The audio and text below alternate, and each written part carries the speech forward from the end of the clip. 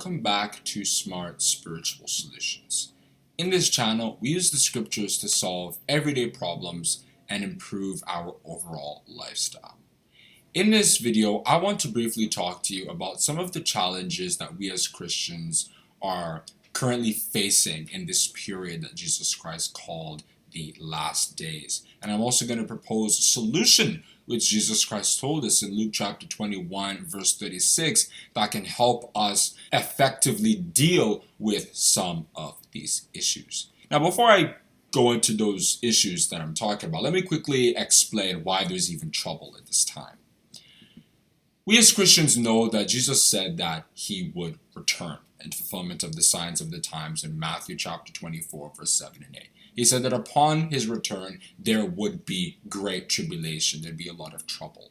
And the simple reason for that is because there was a government, a spiritual government, the principalities and powers that Paul mentioned in Ephesians chapter 6 verse 12, that was in power prior to his coming, according to 1 John chapter 5 verse 19 and 2 Corinthians chapter 4 verse 4, headed by Satan the devil. So when he was told by God Almighty to rule in the midst of his enemies as king in fulfillment of Psalm 110 verse 2, he needed to dislodge that system. And we read about that battle or war in Revelation chapter 12 verses 7 to 12 about how Jesus Christ defeated Satan the devil, called the dragon there in that text. So that spiritual battle manifested physically on earth through the two world wars that we read in history, where the monarchical system of the past with the emperors and the kings and all that fell, and a system of freedom and peace and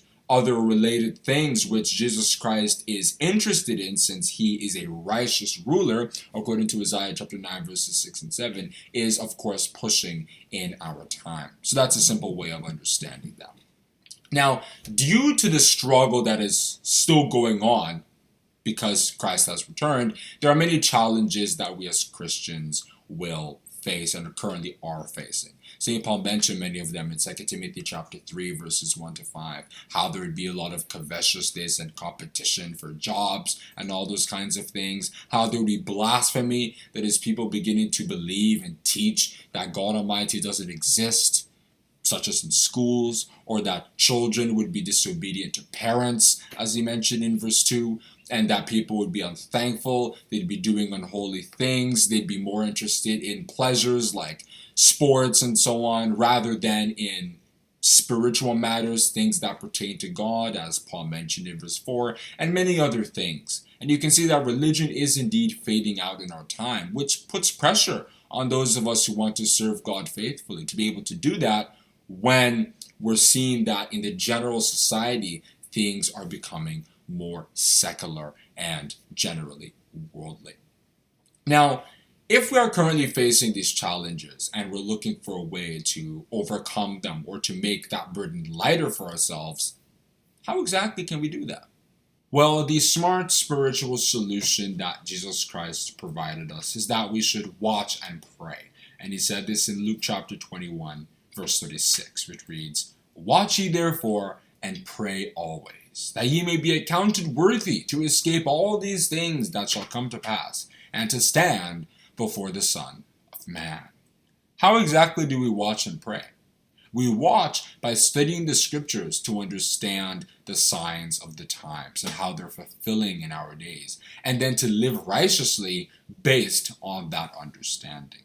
To pray is to seek assistance from God as we do so and run the race of salvation in our time. This involves physically kneeling down to pray, but also meditation, because that is another big way that we communicate with God on a daily basis, as the psalmist said in Psalm 119 verses 97 to 100, that, "Oh, how I love thy law, it is my meditation all the day. Thou through thy commandments hast made me wiser than mine enemies, for they are ever with me." He constantly thought about the laws and commandments of God. Now, why is this the solution? When we watch by studying the scriptures to interpret world events, then we'll never be confused as to why things are happening, why there is instability in many institutions of the world, As King Solomon said, evil men understand not judgment, but they that seek the Lord understand all things. In Proverbs chapter 28, verse 5.